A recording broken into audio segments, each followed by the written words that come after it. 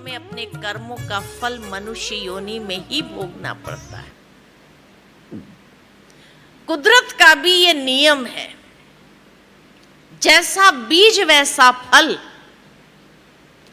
आज मैं आम का बीज डालूं तो मुझे उसमें से एप्पल नहीं मिलने वाला है,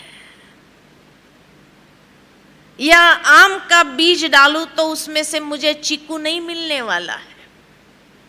जबकि दोनों पेड़ बाजू बाजू में लगाए जाते हैं, वही धरनी है, वही हवा है, वही पानी है, वही सूर्य की धूप है, उतनी ही मात्रा में, लेकिन एक बीज से दूसरा फल नहीं निकल सकता है, कायदा है। ठीक इसी तरह आत्मा भी एक बीज है, और उस बीज को परमात्मा ने जब मनुष्य योनि में रोपित कर दिया तो उसमें से दूसरा फल जानवर कैसे बनेगा? नहीं बन सकता है। या एक आत्मा को जानवर योनि में रोपित कर दिया तो वो मनुष्य कैसे बन सकता है? तो हर आत्मा की विशेषता अपनी अपनी है। इसलिए भी मनुष्य आत्मा पशु योनि में नहीं जा सकता है, या पशु आत्माएं मनुष्य योनि में नहीं आ सकती है।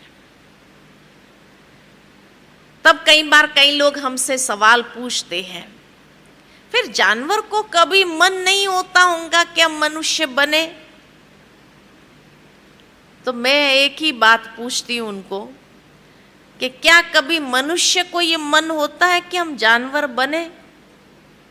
हा? अगर हमें मन नहीं होता है तो उनको कहां से होगा? हर आत्मा अपनी अपनी योनि में बहुत खुश है। कैसे कैसे पता चला कि जानवर योनि में जानवर लोग बहुत खुश हैं? जिस तरह आज एक मनुष्य अगर बहुत दुखी हो, पीड़ित हो, अनेक बीमारियां उसको है, और भगवान उसके सामने प्रसन्न हो जाए और पूछे कि भाई तुम इतना तकलीफ में है, बीमार है, इतने पीड़ित है, तुम्हें दूसरा जन्म कोई पशु पक्षी का दे दूं या कीड़ा मकोड़ा का दे दूं, तो क्या कहेगा मनुष्य? क्या कहेगा? नहीं, नहीं जाना चाहता है। इतनी बीमारियां, तकलीफ, पीड़ा होने के बाद भी वो इसी योनि में रहना चाहता है। इसी तरह आपने जानवरों को, कीड़े मकोड़ों को भी देखा होगा कि जब अनाज में कीड़े पड़ जाते हैं ना, और उसको धूप में रखो तो कीड़ा भी अपनी जान बचाने भागता है। क्यों भागता है? क्योंकि उसको अपनी योनि अति प्रिय है, इसलिए भाग रहा है।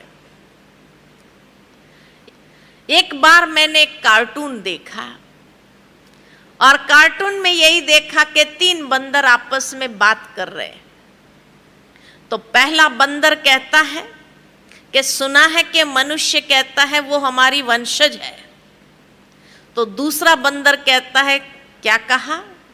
मनुष्य की प्रमोशन हो गई क्या? तो तीसरा बंदर कहता है, मैं तो कभी उसको अपनी वंशज के रूप में स्वीकार न करूं, ये तो इतना गिर चुका है।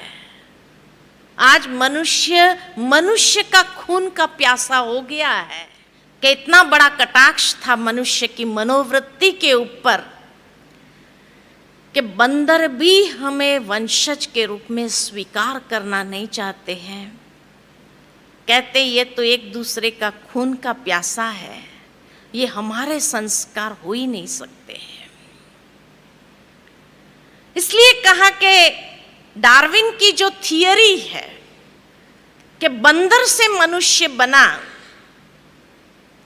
बंदर से मनुष्य नहीं बना, क्योंकि according to law of entropy everything moves from an organised to a disorganised stage, न कि डिसऑर्गेनाइज से ऑर्गेनाइज की ओर।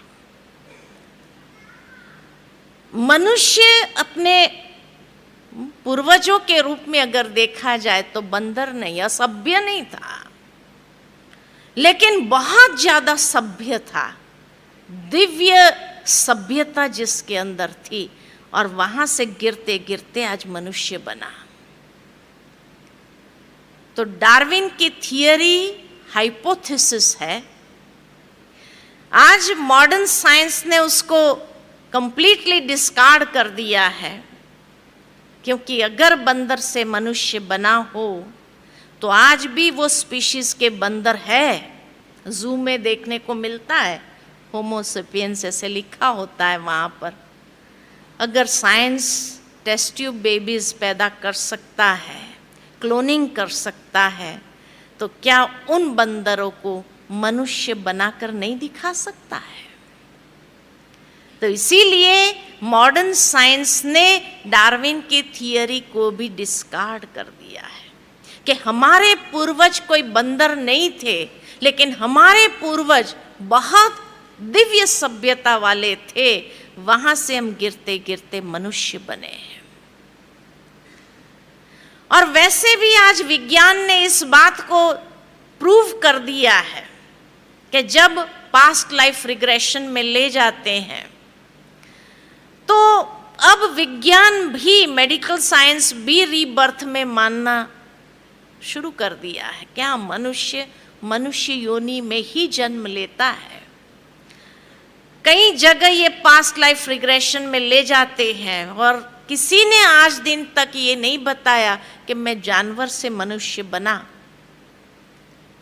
ये नहीं बताया है। मनुष्य से मनुष्य बना, जिसको भी अपने पूर्व जन्म की स्मृतियां आ गई है, वो पूर्व जन्म की स्मृतियां यही बताती है कि वो मनुष्य से ही मनुष्य बना है।